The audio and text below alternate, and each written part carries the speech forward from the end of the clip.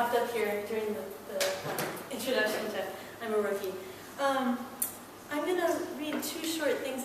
There was, thank you for having me, Jeff. This has been wonderful, and thank you to all my fellow readers, and to come, for those of you who came out tonight. It's been really lovely to hear everybody.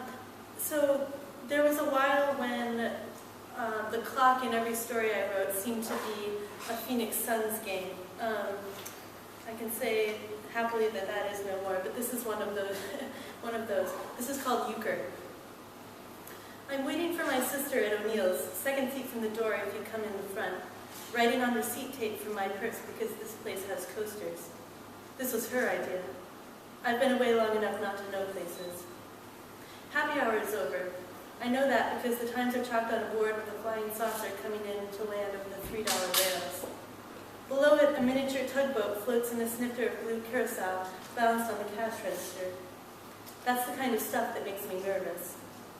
6 tables, 4 bar stools, and for now it's just me, so the data comes quick. Joella tends bar, Danny owns the place, chefs, and teaches basketball after school Tuesdays and Thursdays. Teaches, he says, not coach. It's Thursday, and Danny just laughs when a kid who seems to know his way around the back pours everyone shots of Grand Marnier. I take mine to be polite, wince, and turn back to the real basketball game, where we're up by 6 with 3 to go in the half. Was Roy in here, Danny asks. Yesterday, the kid said. Kersplashed?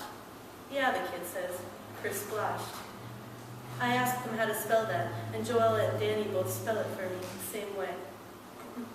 When Karen gets to the bar, it's good because I'm almost out of receipt paper, and any time you write at a bar, paper or no, you risk looking like you've been there too long.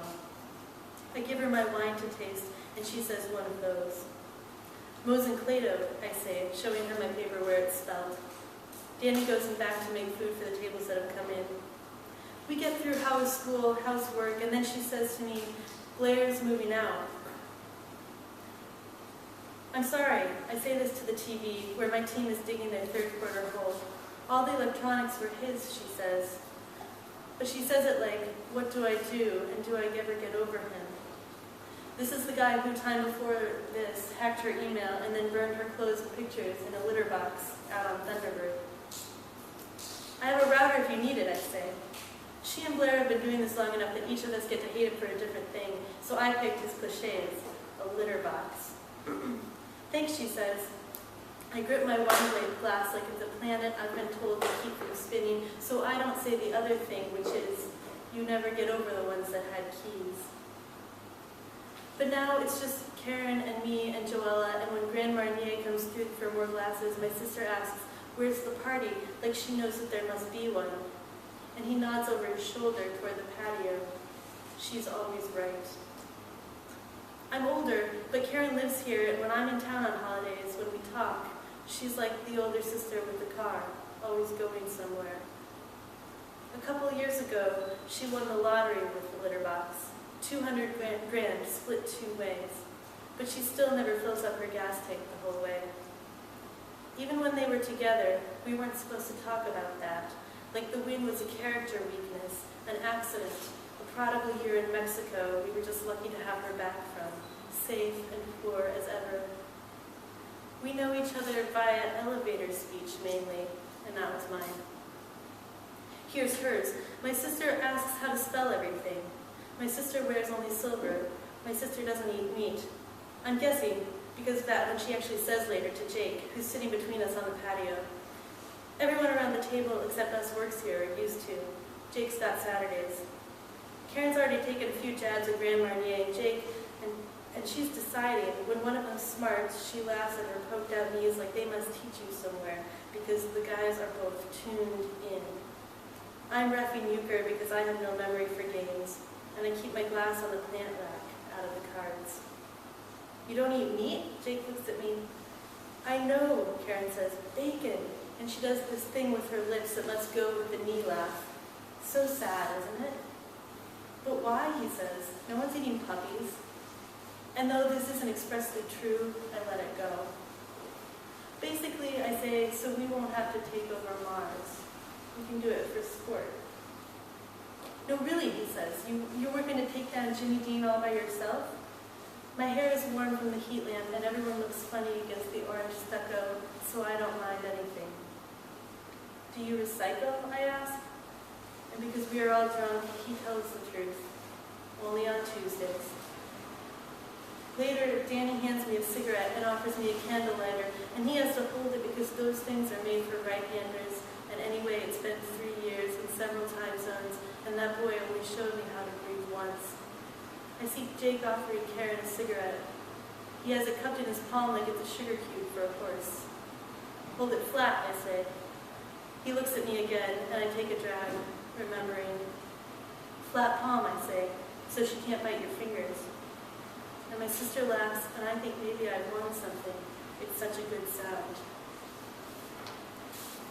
Okay, and then this is called Red Roof Inn Route 5, and this is about spring, which I think got here last month, but in other places in the country has not yet arrived.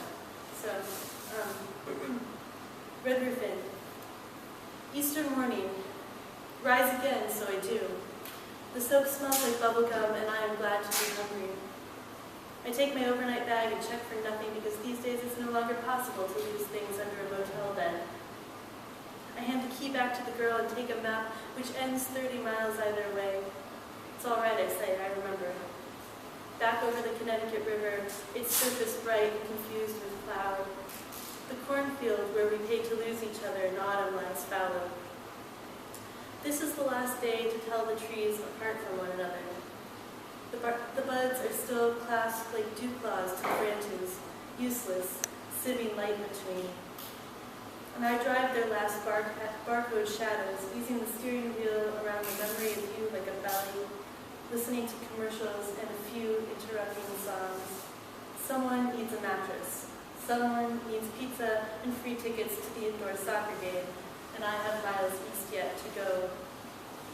Last night, standing in front of the window at the Mexican place, you said, I'm driving her home to Colorado next month. Oh, I said, a phrase that has come in handy with you over the years. I looked at the menu. Behind us, your borrowed college town is making its Saturday scene. There are people who throw napkins down or hail cabs, and then there's my breed, the menu readers.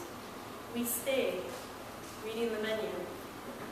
A week before, balancing my phone on a wardrobe box back in Boston, I'd almost said, come with me, which would also be that west, but not that west.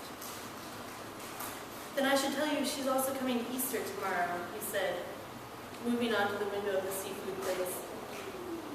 Easter tomorrow. I passed the exit to your grandparents earlier that afternoon. I still knew which one. Pictured the sun catcher in your grandmother's kitchen window, fog in the cold spring afternoon, my hands searching the dishwater for spoons. There are a lot of motel rooms between here and Colorado, I said. We'd left my car at your apartment and taken yours to town, and now you drove back without speaking, and I squinted trying to read signs. I had not planned to drive at night.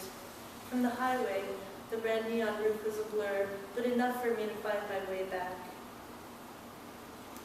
A short definition of naive. I had packed my good shoes. Farther east, the trees that go pink have arrived into it. The poets wait for them, know in their ligaments the very day the trees will open their plural hearts.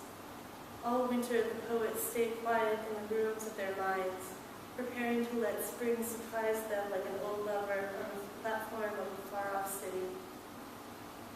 But I am muddied with noise and want.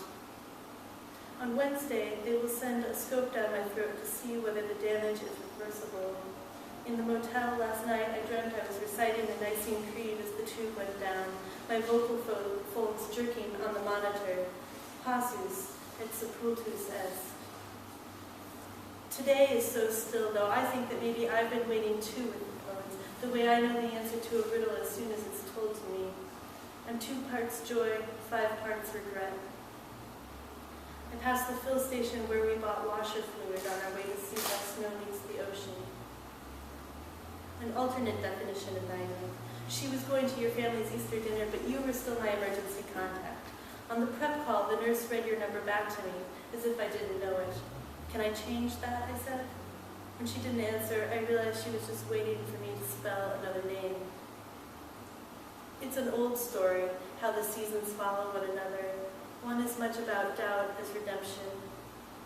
She will find the blue scales of your contact lenses dry to the sink and leave them there for days like proof. She will make her bed, buy your cheap soap to wash with. You will give her one of your 3 towels often enough, the green one maybe, that it becomes hers. Possession works on the past like a solvent. It's the only thing that takes out memory. I was blue. I drive and drive. The sky news the road, blinding me. She buries her face in the towel, you in the next room. She pushes the terry cloth against her teeth and blinks, but still she cannot believe the fibers, how the eyelashes come together and apart like that. She cannot believe any of this.